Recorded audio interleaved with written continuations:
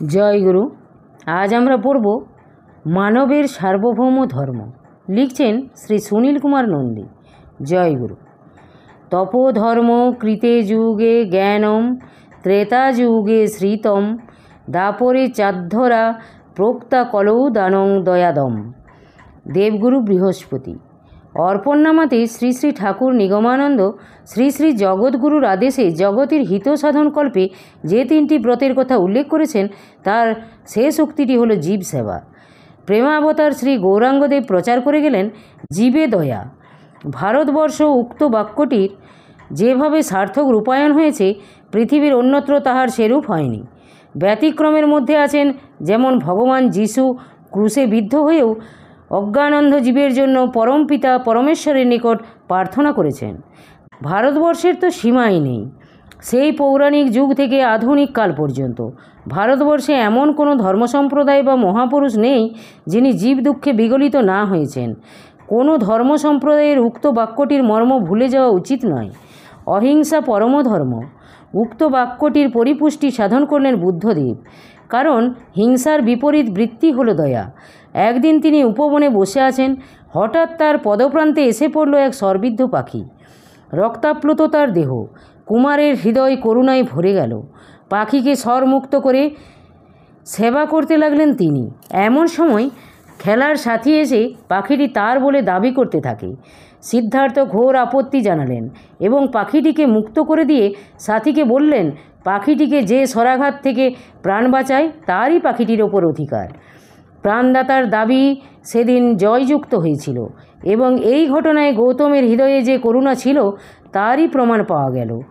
বুদ্ধের ধর্মনীতির মূলই ছিল অহিংসা। তার প্রকৃষ্ট উদাহরণ তার নিজের জীবনের আচরণ। তিনি ভিক্ষুকদেরও বলতেন, তোমরা সবাই ঘর সংসার ছেড়ে সঙ্ঘে প্রবেশ করেছ, কাজেই তোমরা যদি পরস্পরের সেবা শুশ্রূষা না করো তবে পীড়িত অবস্থায় তোমাদের কি করে চলবে। তাই তিনি দিনের পর দিন বছরের পর বছর জনজীবনের সঙ্গে মিশে গিয়েছিলেন। তার সেবা ধর্ম সাধারণ মানুষকে এমন আকৃষ্ট করল তা ভারতবর্ষের সীমা ছাড়িয়ে দেশ দেশান্তরে ছড়িয়ে গেল তার প্রভাব। ঋষভদেব থেকে শুরু করে পার্শ্বনাথ পর্যন্ত জৈন ধর্মের 23 জন তীর্থঙ্করের পর এলেন মহাবীর। মহাবীর তার জীবনকে গভীরভাবে উপলব্ধি করেছেন বলেই অহিংসা, সেবা ও ক্ষমা ধর্ম তার কাছে সুমহান হয়ে দেখা দিয়েছিল। তিনি বলতেন, প্রত্যেক জীবের মধ্যে আত্মা আছেন, সুতরাং আত্ম উপলব্ধি করতে হলে অপর আত্মার প্রতি শ্রদ্ধাবনত হতে হয়। আত্মাকে আঘাত করে ক্লেশ দিয়ে আত্ম উপলব্ধি হয় না। তার এই অমীয় বাণী মানুষকে সমাজের প্রতি কর্তব্যপরায়ণ হতে শেখায়। পণ্ডিত প্রভাকর তার একমাত্র বোধহীন, জড় এবং বলহীন পুত্র নিয়ে এলেন আচার্য শঙ্করের নিকট কৃপালাভের আশায়। ছেলেটির দুরবস্থা দেখে আচার্য দুঃখিত হলেন। কিছুক্ষণ তার দিকে তাকিয়ে থাকতে থাকতেই শঙ্করাচার্যের চোখ দুটি উজ্জ্বল হয়ে উঠল। গভীর সমবেদনায় তিনি ছেলেটির গায়ে হাত রাখলেন। তারপর মধুর কণ্ঠে বললেন, পুত্র, বলো তো তুমি কে? কোথা থেকে এসেছো? কোথায় যেতে চাও? আচার্যের স্পর্শে যেন নতুন প্রাণ সঞ্চার হলো ছেলেটির দেহে। তার নির্বোধ চাহনি চলে গেল। প্রবল আবেগে শতোৎসারিত হলো ভগবৎ স্তোত্র। স্বাভাবিকতা ফিরে এলো অবচেতন মনের আধ্যাত্ম বিশ্বাসকে নাড়া দিয়ে। একদিন হয়ে উঠল মস্ত বড় দার্শনিক, অলৌকিক প্রতিভা বলে। তিনি হলেন পরবর্তীকালে আচার্য শঙ্করের প্রধান 4 জন শিষ্যের একজন হস্তামালক। আচার্য শঙ্কর তার শিষ্যদের বোঝাতে চেষ্টা করেছিলেন যে ঈশ্বরের অনুগ্রহ ব্যতীত কোনো মানুষের ধর্মসাধনা সফল হয় না। তার পরহিত ব্রত সাধারণ মানুষকে উপযুক্ত সাহস ও প্রেরণা জুগিয়েছিল। তারই প্রেরণায় কুম্ভমেলার পুনরুজ্জীবনে প্রধান উদ্দেশ্য হলো সমবেতভাবে জনসেবায় আত্মনিয়োগ করা। বিভিন্ন সম্প্রদায়ের সন্ন্যাসীদের একত্রিত করে জনসেবার কাজে লাগানো। শোনা যায় আচার্য শঙ্কর বলিদানে উদ্যত এক ছাগ শিশুর জীবন রক্ষার্থে স্বীয় জীবন দিতে প্রস্তুত হয়েছিলেন। 11 শতাব্দীতে দক্ষিণ ভারতে জীবের প্রতি সমপ্রাণতা এবং ভক্তিমার্গের পথপ্রদর্শক হিসাবে আর এক মহাপুরুষ রামানুজ। তিনি ছিলেন মানবপ্রেমিক ও সেবক। তাই তিনি গুরু প্রদত্ত গুপ্ত মন্ত্র প্রসাদ গুরুর নিষেধ সত্ত্বেও মন্ত্রপ্রাপ্তির অল্পক্ষণের মধ্যেই স্থানীয় মন্দির প্রাঙ্গণে সমবেত বিপুল জনতাকে উদ্দেশ্য করে সেই গুপ্ত মন্ত্র উচ্চস্বরে উচ্চারণ করে জনগণের সেবায় এবং কল্যাণের জন্য বিলিয়ে দিলেন। এই কথা শুনে গুরু গোষ্ঠীপুরম ক্রুদ্ধ হয়ে অভিশাপ দিলেন, তুই যে পাপ করলি তার জন্য অনন্ত নরক ভোগ করতে হবে। কিন্তু স্বর্গীয় আনন্দে রামানুজের মুখমণ্ডল উদ্ভাসিত হয়ে উঠল। রামানুজ সহাস্যে বললেন, প্রভু, এতগুলি লোক যদি এই মন্ত্রের দ্বারা উপকৃত হয়, তাদের ঈশ্বরানুগ্রহ লাভের পথ যদি সুগম হয়, আমার এই পাপ কর্মের দোষে তাহলে আমি যুগ যুগান্তর নরকে থাকার শাস্তি হাসি মুখে বরণ করলাম। রামানুজের ত্যাগময় জীবন হাজার হাজার লোককে আকৃষ্ট করেছিল। পবিত্র জীবনযাপনে ও ভগবানে বিশ্বাস স্থাপনের উপদেশ মানুষের মনে নতুন শক্তি এনে দিয়েছিল। আর একজন বিদেশাগত সাধক ভারতকে ভালোবেসে ভারতকে করেছিলেন তার সাধন ক্ষেত্র। তিনি হলেন খাজা মঈনুদ্দিন চিশতি। তার সাধন ক্ষেত্র ছিল পুষ্কর আর সাবিত্রী পাহাড়ের নিকটবর্তী আজমির শরীফ। সাধারণ মানুষের জন্য প্রেম আর করুণাই ছিল হজরত মঈনুদ্দিনের প্রধান গুণ। সারা জীবন তিনি সেবা ও প্রেম বিলিয়ে গেছেন। মানবের দুঃখে দুর্দশায় প্রাণ কেঁদেছে তার।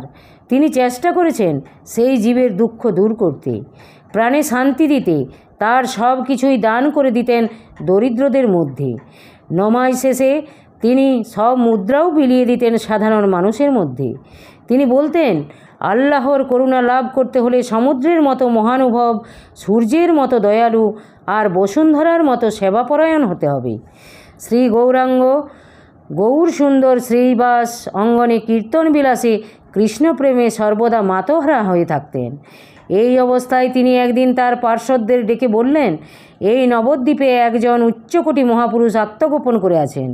তোমরা তার সন্ধান করো। আমি তার সঙ্গে মিলিত হবার জন্য ব্যাকুল হয়ে আছি। ভক্তেরা খুঁজে পাচ্ছেন না। তাই একদিন নিজেই সকলকে নিয়ে সোজা নন্দন আচার্যের গৃহে উপস্থিত হয়ে যে মহাপ্রেমিক সন্ন্যাসীকে তিনি সেদিন আবিষ্কার করে আনলেন, তিনি হলেন শ্রী নিত্যানন্দ। প্রেম ভক্তিরূপ ধর্মকে সহজভাবে সর্বসাধারণকে বোঝাবার জন্য প্রচারক হিসাবে ব্যবহার করলেন দুই পার্ষদ নিত্যানন্দ ও হরিদাসকে। একদিন প্রভুর পার্শ্বদয় সন্ন্যাসে নাম করতে করতে নবদ্বীপের পথে চলেছেন। পথ অবরোধ করে দাঁড়ালো দুই ভাই, জগাই ও মাধাই, অর্থাৎ দুজনেই পাষণ্ড বর্বর।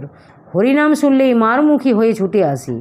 মাধাই উত্তেজিত হয়ে কলসির কানা তুলে নিত্যানন্দের মাথায় আঘাত করে রক্ত ঝরিয়ে দিল। সংবাদ শুনে শ্রী গৌরাঙ্গ হুঙ্কার দিয়ে ছুটে এলেন পাপিষ্ঠদের সাজা দিতে। কিন্তু মাধাই কর্তৃক নিত্যানন্দ প্রভু প্রহিত হয়েও তার মঙ্গলের জন্য শ্রী গৌরাঙ্গকে অনুরোধ করে বললেন, প্রভু, ওরা মহাপাপী, ওদের আপনি ক্ষমা করুন। শ্রী গৌরাঙ্গ দুই ভাইকে প্রেম ভরে আলিঙ্গন করলেন, আশীর্বাদ করলেন। অনুতাপে দগ্ধ জগাই মাধাই দুইজনই ক্ষমা চেয়ে প্রভুর প্রসাদে পরবর্তীকালে পরম ভাগবত হয়ে গেলেন। অন্যদিকে মহাপুরুষ হরিদাস কাজীর ভৃত্য কর্তৃক নিদারুণ বেত্রাঘাতের পরও তার মঙ্গলের জন্য ইষ্টদেবতার নিকট প্রার্থনা করেছিলেন। সৃষ্টির প্রারম্ভিক কাল থেকেই জীবে দয়া বা জীব সেবায় এই বাক্যের সদ্য ব্যবহার চলে আসছে। শুধু হিন্দু ধর্মে কেন, পৃথিবীর অন্যান্য ধর্ম সম্প্রদায়ে অল্প পরিমাণ হলেও উহার ব্যবহার দৃষ্ট হয়। মহাত্মা তুলসীদাস দরিদ্রের দুঃখ কষ্ট সহ্য করতে পারতেন না। সুযোগ পেলেই তিনি আর্ত ও দুঃখীর দুঃখ মোচনে যথাসাধ্য চেষ্টা করতেন। জীবে দয়া বাক্যটি সর্বসম্মত হলেও ব্যবহারে ধার্মিকের ভবিষ্যৎ অন্ধকার হয়ে যেতে পারে। জীবকে দয়া করতে গিয়ে অহংকারের অগ্নিতে যেন দগ্ধ হতে না হয়। পরোপকার করব, পরের দুঃখ দূর করব মনে করতে অহংকারের সৃষ্টি হয়ে থাকে। জীবে দয়া করতে গেলেই নিজের মহত্ব ও জীবের ক্ষুদ্রত্ব মনে জাগার সম্ভাবনা থেকে যায়। তাই শিক্ষাষ্টকে বলা হয়েছে, তৃণাদপি শুনিচেন তররিব সহিষ্ণুনা। কাজেই আপনাকে তৃণ অপেক্ষা লঘু জ্ঞান করতে হবে। আবার যে আপনাকে তৃণাপেক্ষা লঘু বলে জানে, সে কী প্রকারে অপরকে দয়া করবে? তবে কি জীবে দয়া কথাটি নিরর্থক? তা মোটেই নয়। তাই শ্রী শ্রী ঠাকুর নিগমানন্দ তার সারস্বত সংঘশিবিরের ত্রিবতের মধ্যে শেষটিকেই রেখেছেন জীব সেবা। জীবে দয়া বাক্যটিকেই গুরুজি ব্যবহার করেছেন শিব জ্ঞানে জীব সেবা বলে। কারণ দয়া অর্থে সেবা ভিন্ন আর কিছুই নহে। তৃণ অপেক্ষা লঘু হয়ে জীবের সেবা করতে কোনো বাধা নেই। সিদ্ধ মহাপুরুষ তৈলঙ্গ স্বামী নেপালের এক গভীর অরণ্যে কঠোর তপস্যায় মগ্ন ছিলেন। সেখানকার এক রাজা ওই সময়ে সদল বলে শিকারের উদ্দেশ্যে সেই বনে ঢুকে এক বাঘের সন্ধান পেয়ে পরপর কয়েকটি গুলি করলেন, কিন্তু গুলি লক্ষ্যভ্রষ্ট হলো। রাজা তখন বাঘের পেছনে তাড়া করলেন। তারপর রাজা দেখলেন এক বিশালাকায় সন্ন্যাসীর আসনের সামনে বাঘটি লুটিয়ে পড়েছে এবং সন্ন্যাসী তার গায়ে হাত বুলাচ্ছেন। সন্ন্যাসী ইশারায় রাজাকে অভয় দিলেন এবং কাছে ডাকলেন। তারপর বললেন, দেখো বাবা, আমার এখানে তোমার কোনো ভয় নেই। মন থেকে সব হিংসা দূর করো, তাহলে বাঘ তোমার কোনো অনিষ্ট করবে না। তুমি তাকে প্রেম দাও, সেও তোমাকে প্রেম ফিরিয়ে দেবে। স্বামী নিগমানন্দ বলেছেন, দয়া কথাটি অহংকারে পূর্ণ, আর সেবা কথাটি পরম সাত্ত্বিকভাবে ভরা। সেবা শব্দটি পবিত্রতা মাখা, মনে হলেই হৃদয় মন সাত্ত্বিকভাবে পূর্ণ হয়ে যায়। বস্তুতপক্ষে জীবের সেবায় অহংকার অভিমান চূর্ণ হয়ে চিত্ত শুদ্ধ হয়। একদিন আলোচনা প্রসঙ্গে সর্বজীবে দয়া কথাটি ঠাকুর রামকৃষ্ণদেবের কানে যেতেই তিনি সমাধিস্থ হয়ে পড়লেন। বাহ্য জ্ঞান ফিরতেই বললেন, জীবে দয়া? দূর শালা, কীটাণুকীট, তুই জীবকে আবার কি দয়া করবি? দয়া করবার তুই কে রে? না না, জীবে দয়া নয়, শিব জ্ঞানে জীব সেবা। তিনি বলতেন, সর্বধর্মই এক, যত মত তত পথ। কি হিন্দু, কি ইসলাম, কি খ্রিস্ট ধর্ম, সকলেরই উদ্দেশ্য এক, বিভিন্ন মতপথ ধরে ঈশ্বরকে পাওয়া। তার এই উদার আদর্শ আজও জগতে অশেষ কল্যাণ সাধন করে চলেছে। স্মরণ করুন প্রেমময় ঠাকুর নিগমানন্দের অমৃত বাণী। যারা সদ্গুরুর সেবার অধিকার পেয়েছ, জানবে আধ্যাত্মিক জগতে তাদের প্রত্যেকের উন্নতি ধরাই রয়েছে। তাদের জন্য সমস্ত সাজানোই রয়েছে, শুধু সময়ের অপেক্ষা। চিত্তশুদ্ধি হলেই তাদের দৃষ্টি খুলে যাবে। এ তো গেল শ্রী শ্রী ঠাকুরের একটি ধারার কথা। অন্য ধারায় আছেন তার গৃহী সন্তানগণ। তাদের প্রতি ঠাকুর কি বলেছেন? সংসারে থেকেই তোমরা ত্যাগ ধর্মে শিক্ষা লাভ করো। জীব সেবায়, দশের সেবায়, দেশের সেবায়, সমাজের সেবায় জীবন উৎসর্গ করতে পারলেই না জগৎ সেবা করে জগদ্রূপী জনার্দনের সেবা করা যাবে। শাস্ত্রেও আছে, বিস্তার সর্বভূতস্য বিষ্ণু বীর্যমিদং জগৎ। সেবা ধর্মে আত্মসমর্পণ করে কোনো ধর্মলাভ না হলেও ভক্তিতে সমস্ত বিশ্বের সেবা করে প্রেম করে মুক্তির ভাব লাভ করতে বাধা নেই। তাই তো শ্রী শ্রী ঠাকুর বলেছেন, পৃথিবীর নরনারীকে ভাই ভগ্নী জ্ঞানে জড়াইয়া ধরো, রোগীর শুশ্রূষা করো, শোকগ্রস্তকে সান্ত্বনা দাও, দুঃখীর অশ্রু মুছাইয়া দাও, তাপিতকে বুকে করো, পাপীকে ঘৃণা না করিয়া তোমাদের প্রেম জলে তাদের পাপ ময়লা ধুইয়া দাও। তাহলে আমাদের অনুধাবনীয় হলো শ্রী শ্রী ঠাকুর কেন আমাদের জন্য গৌরাঙ্গের পথ অর্থাৎ ভক্তিপথে চলার নির্দেশ দিয়ে গেলেন। তিনি আমাদের সাধন ক্ষমতার দৌড় জানতেন বলেই যুগ ধর্ম ভক্তিপথে শ্রী ভগবানের কৃপালাভে আমাদের পরিচালিত করেছেন। জয় গুরু, জয় গুরু। আজ এই পর্যন্তই। যদি আপনাদের ভালো লেগে থাকে তাহলে চ্যানেলটিকে সাবস্ক্রাইব করে সাথে থাকবেন। জয় গুরু, জয় গুরু।